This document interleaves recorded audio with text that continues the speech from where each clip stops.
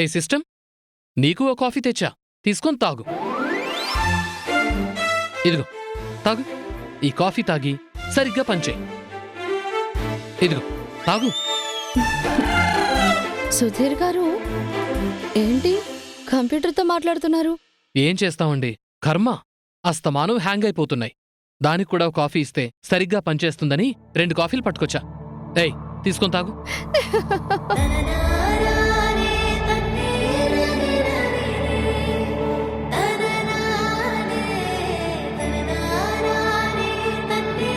ఏంటండి అలా నవ్వుతున్నారు?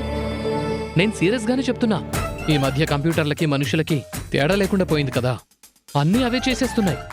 కాఫీ కూడా తాగుతుందేమో అని ఒక ప్రయత్నం చేస్తున్నా. ఏ సిస్టమ్, తాగుతావా? అవి మన పనులు చేస్తాయేమో కానీ మన తిండి కాఫీలు అవెందుకు తాగుతాయండి కదా. ఎంతైనా మనిషి మనిషే. ఇదిగోండి, ఈ కాఫీ మీరు తాగి పెట్టండి. ఎలాగో పట్టుకొచ్చాను కదా. అయ్యో వద్దండి. మీరు భలేవారే. మన కంపెనీకి ఓ కాఫీ లాస్. ఆల్రెడీ మీ చెల్లిగారు చెప్పారు కదా, సగం సగం కాఫీలు తాగి పెట్టకండి, వాటికి కూడా కంపెనీ పే చేస్తుంది అని. వదన చెప్పిందంటే దాన్ని తూచా తప్పకుండా పాటించాలన్నమాట. కాఫీ తాగండి. ఇంకో విషయం అండోయ్, మరో 3 నెలల్లో మన కంపెనీయే కాఫీ లాంచ్ చేయబోతోంది. అది ఎలా ఉంటుందో ఏమో. ఈలోపు మంచి కాఫీ తాగేయండి. ఆ తర్వాత ఎలాగో ఆ కాఫీలే ఇస్తారు మనకి. అదేంటండి మన కాఫీనే మీరు అలా వేళకోళంగా మాట్లాడుతున్నారు? కాఫీ బాగుందా లేదా అనేది ముఖ్యం గాని అది మన కాఫీయా కాదా అనేది ముఖ్యం కాదు. తాగండి తాగండి.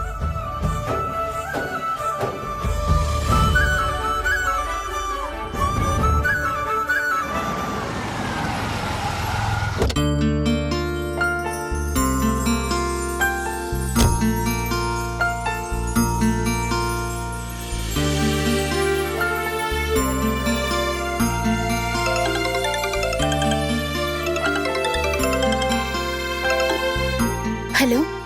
హాయ్ గీత గారు. బిజీయా? మరీ అంత బిజీ ఏం కాదులేండి.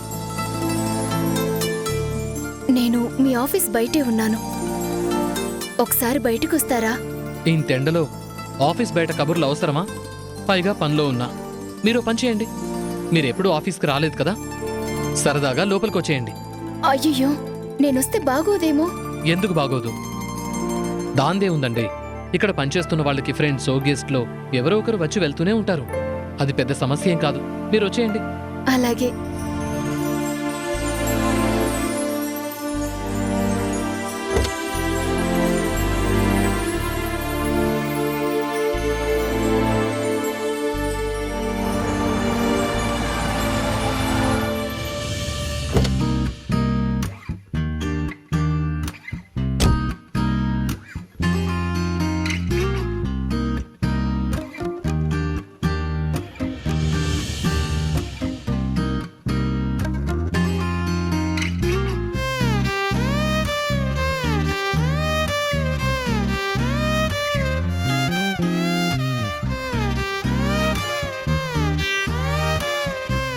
హాయ్ గీత గారు. హాయ్. బాగున్నారా? రండి. ఇందుగారు, తను గీత, నా ఫ్రెండ్. ఆల్రెడీ పరిచయం ఉన్నారు. మధు బర్త్డే రోజు కలిసాం కదా. అవును కదూ, కరెక్టే, నేను మర్చిపోయాను. గీత గారు పదండి.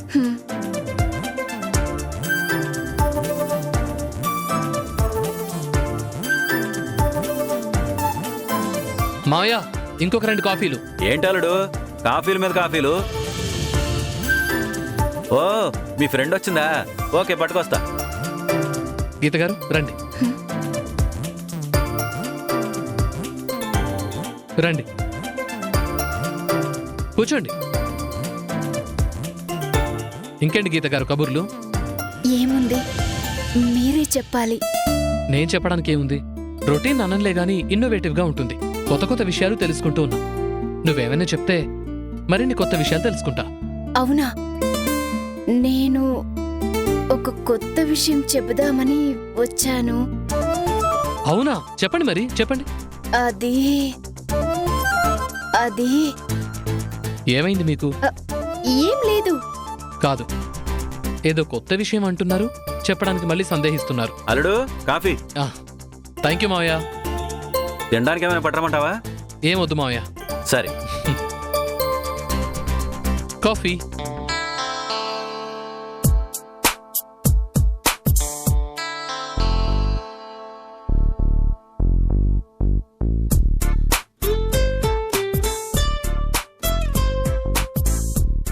ఏమైందండి? వడదెబ్బ ఏమైనా కొట్టిందా ఏంటి? చెయ్యాల వణుకుతోంది. సరే కాఫీ వద్దులేండి, ఆగండి. లెమన్ జ్యూసో ఫ్రెష్ ఫ్రూట్ జ్యూసో తెప్పిస్తాను. మాయా. అయ్యో అవేం వద్దు. మరి ఇంకేంటి? బాగా వడదెబ్బ కొట్టేసినట్టుంది, చెయ్యి వణుకుతోంది. లేదు అదేం లేదు, కాఫీ ఓకే.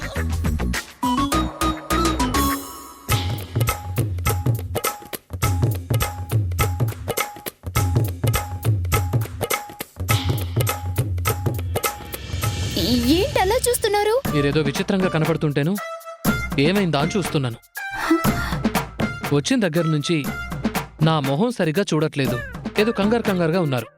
ఏదైనా ప్రాబ్లం అండి? ఆహాహా, అదేం లేదు. ఇందాక ఏదో కొత్త విషయం చెప్తానన్నారు, చెప్పండి మరి. అది ఏం లేదు, ఉత్తినే అలా అన్నాను. ఏమైనా చెప్పాల్సిందుంటే చెప్పండి. అబ్బే అదేం లేదు.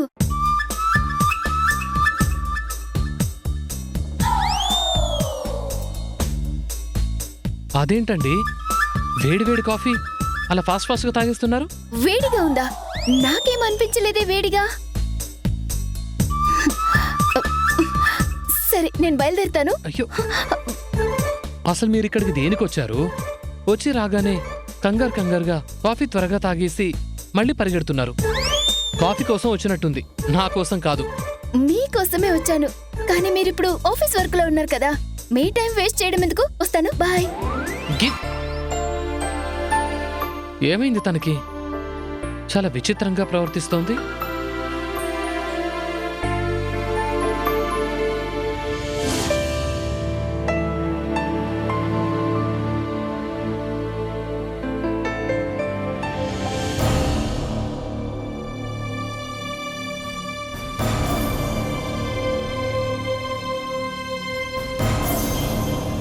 అమ్మా, లోపలికి రావచ్చా? రండన్నయ్య.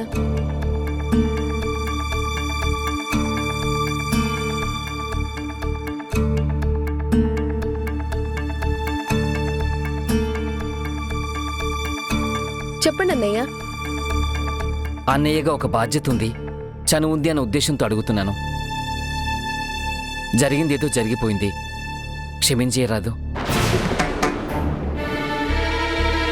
ఏంటన్నయ్య, జరిగిందేదో జరిగిపోయిందా?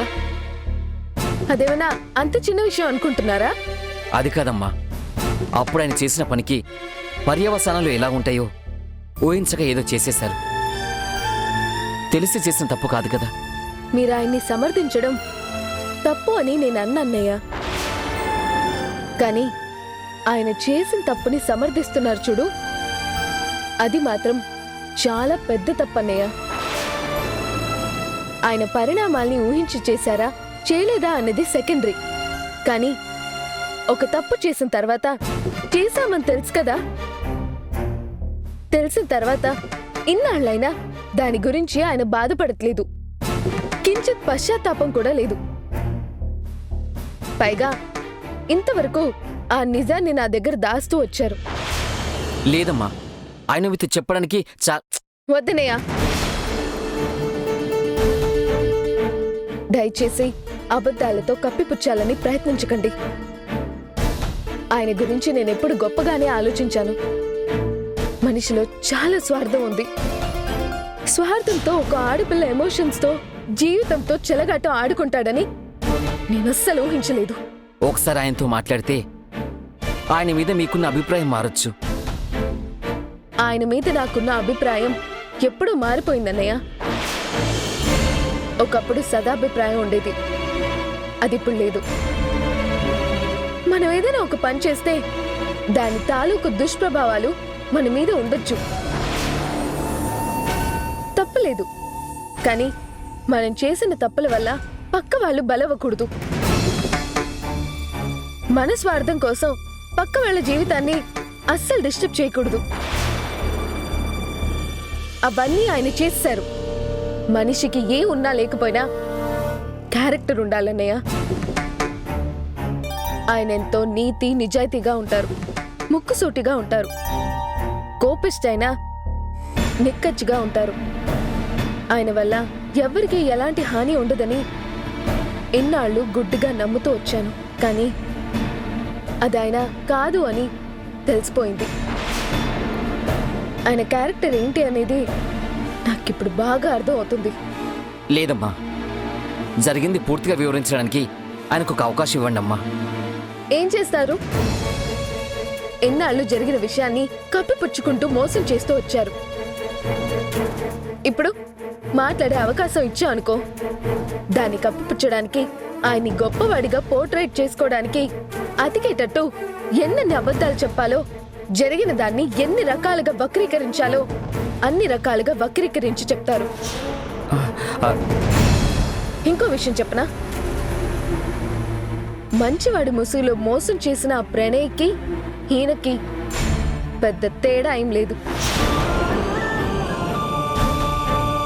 మరి ప్రణయ్తో పోల్చకమ్మా. అతను నేరస్తుడు, దుర్మార్గుడు. ఈయన మరీ అలా కాదమ్మా. ఏం తేడా అన్నయ్య? ఏం తేడా ఉంది చెప్పండి. అతని కోర్టులో రకరకాలుగా మాటలు మార్చి వక్రీకరించి అతను తప్పించుకోవడానికి ప్రయత్నిస్తున్నాడు. ఇప్పుడు మీ బాస్ ప్రయత్నిస్తున్నారు. అంతే తేడా. ఇందులో చాలా దారుణమైన విషయం ఏంటో తెలుసా? అటు ప్రణయ్ వల్ల మా అక్క జీవితమే బలైంది. ఇటు ఈయన పెళ్లి సమయంలో చేసిన ద్రోహం వల్ల మా అక్క జీవితమే డిస్టర్బ్ అయింది. ప్రణయ్ని ఎలా క్షమించలేనో అలాగే ఈయన్ని కూడా క్షమించలేను.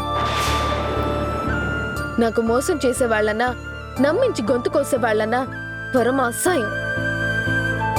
దయచేసి మళ్ళీ ఇంకోసారి ఆయన గురించి బక్కలతో పుచ్చుకొని నా దగ్గరికి రాకండి అన్నయ్య, ప్లీజ్.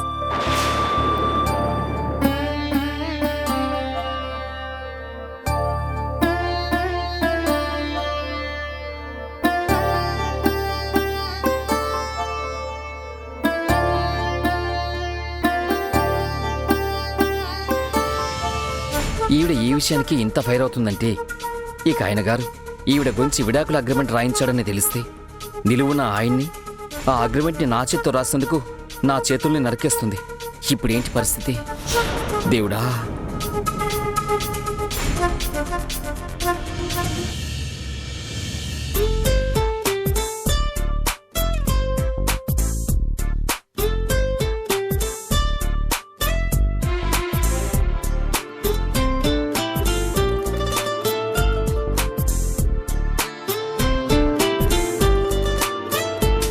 గీత,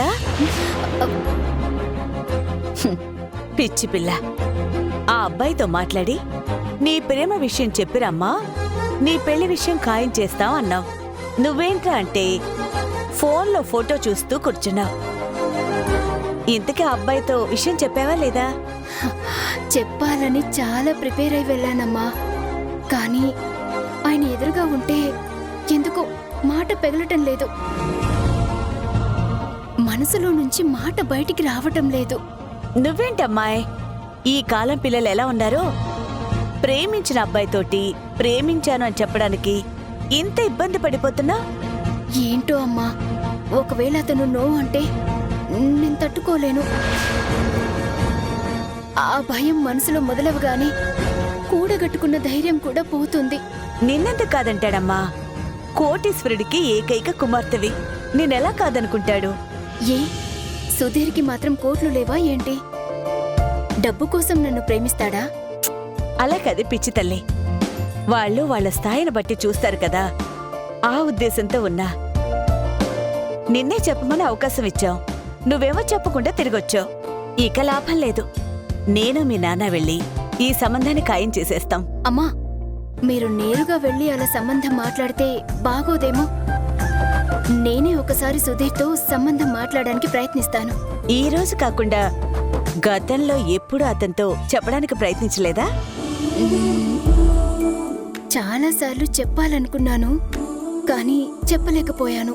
మరంతే, నీకింకో 10 సార్లు అవకాశం ఇచ్చినా నువ్వు చెప్పవు. అందుకని మేమే సంబంధం మాట్లాడేస్తాం.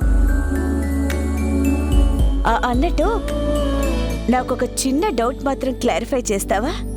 దేని గురించమ్మా? సుధీర్కి వేరే అమ్మాయితో పరిచయాలు, క్లోజ్గా ఉండడాలు, ప్రేమ ఇలాంటి వ్యవహారాలేం లేవు కదా? చిచి, అలాంటివేమీ లేవు. అలా ఉంటే నేనెందుకు ప్రేమిస్తాను? అన్నీ నీకు తెలిసే చేస్తాడా ఏంటి? ఇన్నాళ్ళ నీ పరిచయంలో అతను తనవైపు నుంచి నీతో ప్రేమ ఉన్నట్టు సూచాయిగా తెలపడం కానీ చెప్పడానికి ప్రయత్నించడం కానీ ఏం చేయలేదా? లేదమ్మా, నాతో చాలా పద్ధతిగా, ఫ్రెండ్లీగా, కేరింగ్గా ఉంటారు. అన్ని విషయాలు నాతో షేర్ చేసుకుంటారు. మరి వేరే అమ్మాయిల గురించి ఏం మాట్లాడలేదా? ఒక అమ్మాయి గురించి మాత్రం చెప్తారు. ఎవరు? అదే హిందూ, మధు వాళ్ళ అక్క ఉంది కదా, ఆ అమ్మాయి గురించి. ఆ అమ్మాయిది లైఫ్లో చిన్న ఇష్యూ అయిందని చెప్పాను కదా. అవును. ఆ అమ్మాయి ఇప్పుడు ఇబ్బందులు పడటానికి హిందూ వాళ్ళ ఆయన నేరస్తుడని పోలీసులు పట్టుకోవడానికి తనే కారణమయ్యానని, హిందూ లైఫ్లో డిస్టర్బెన్సెస్ ఉన్నాయని బాధపడుతూ ఉంటారు. ఆ విషయం చెప్పాను కదా నీకు. ఆ అబ్బాయికి కాస్త అతి మంచితనం ఎక్కువే ఉన్నట్టుంది. సర్లే, మనింటల్లుడయ్యాక అన్నీ చెప్పి మార్చుకుందాం.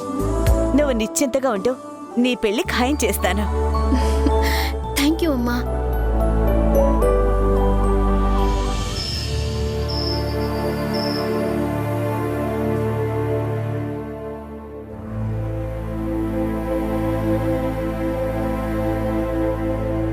ఇలాంటి సమయంలో ఇందు విడాకుల విషయంలో ఒక నిర్ణయం తీసుకోవడం కరెక్ట్ కాదండి. అయినా ఇప్పుడెందుకు ఇంత హడావిడిగా విడాకులు ఇప్పించాలని చూస్తున్నారు?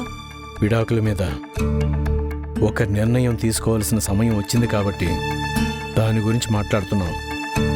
నువ్వు అదెందుకు అర్థం చేసుకోవడం లేదు రమణి? అసలు మీకు కొన్ని విషయాలు అర్థం కావట్లేదండి. అత్తయ్య, కనీసం మీరైనా చెప్పండి. అమ్మా, నీ బాధ నాకు అర్థం అవుతుంది. ఒక ఆడపిల్ల విడాకులు తీసుకుంటే లోకం ఏమనుకుంటుందో, తన భవిష్యత్తు ఏమవుతుందో అన్న భయంతోటి నువ్వు విడాకులు వద్దు అంటున్నావు. కానీ ఒక్క విషయం ఆలోచించు.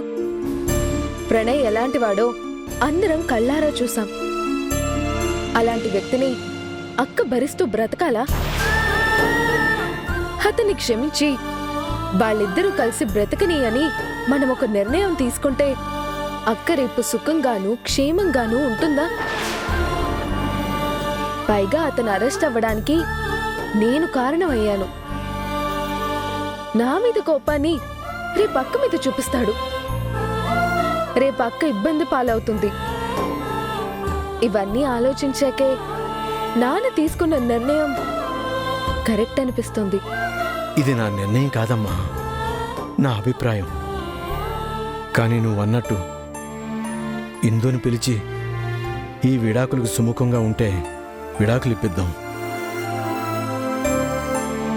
రామచంద్ర, నువ్వు నీ కూతురు మనసు నొచ్చుకుంటుందని అన్ని విషయాల్లోనూ నిర్ణయాన్ని దానికి వదిలేయకు. అది తెలియక తప్పుడు నిర్ణయం తీసుకుని తప్పటడుగు వేసి చేసుకోకూడని మనిషిని పెళ్లి చేసుకుంది. ఇప్పుడు దాన్ని సరిదిద్దే సమయంలో అమ్మాయి చేతికి నిర్ణయాన్నివ్వకు. నువ్వు నిర్ణయం తీసుకోరా, దాన్ని అమ్మాయితో ఒప్పించు. అలా కాదమ్మా. కాదురా, ఆడపిల్లని భర్త నుంచి విడిపోవడానికి నీకిష్టమేనా అని అడిగితే ఏ ఆడపిల్లైనా ఇష్టమేనని చెప్తుందా? పైగా వాణ్ణి ప్రేమించింది. అలాంటివాడు తప్పులు చేసినా ఏదో సర్దుకుపోయి వాడితో కలిసి బ్రతకాలనే ఆలోచన దానికి ఉంటుంది కదా. అనవసరంగా లేనిపోని అవకాశాలిచ్చి దాని జీవితాన్ని పాడు చేయకు. ఏంటత్తయ్యా, మీరు కూడా అలా అంటున్నారు? అవునే, ఈ లోకం ఏమనుకుంటుందో, వాళ్ళేమనుకుంటారో, వీళ్ళేమనుకుంటారో అని భయపడుతూ ఉండడం కరెక్ట్ కాదే. వాళ్ళ జీవితాలు బావుండాలి. మన జీవితాలు బాగోలేని రోజున ఎవరొచ్చి ఏదీ ఆదుకోలేరు, ఏమీ చేయలేరు. మన బిడ్డ భవిష్యత్తుని మనమే చూసుకోవాలి. దాని బ్రతుకుని మనమే సరిదిద్దుకోవాలి. నువ్వు పిలిచి విడాకుల గురించి చెప్పి ఒప్పుకోమని చెప్పు. ఇప్పుడు విడాకుల గురించి ఆ పిల్లతో చెప్తే ఆ పిల్ల మనసు కష్టపడుతుంది. ఇప్పటికే అది చాలా నలిగిపోయింది. ఈ సమయంలో ఆ ప్రస్తావన తీసుకురావడం అవసరమా?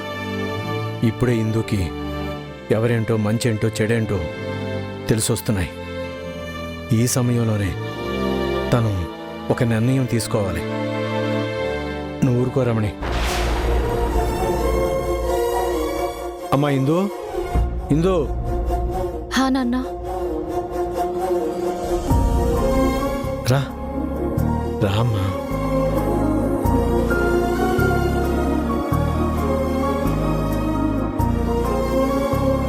కూర్చో.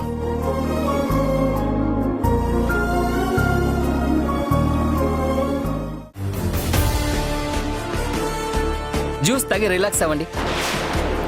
బాదరా బస్ బస్ బస్. వెళ్ళి దాని సంగతి తేల్చేయాలి. ప్రణయ్కి విడాకులు ఇవ్వాలని మేము అనుకుంటున్నాం. నువ్వేమంటావమ్మా? విడాకుల విషయంలో ఒక మంచి నిర్ణయం తీసుకో.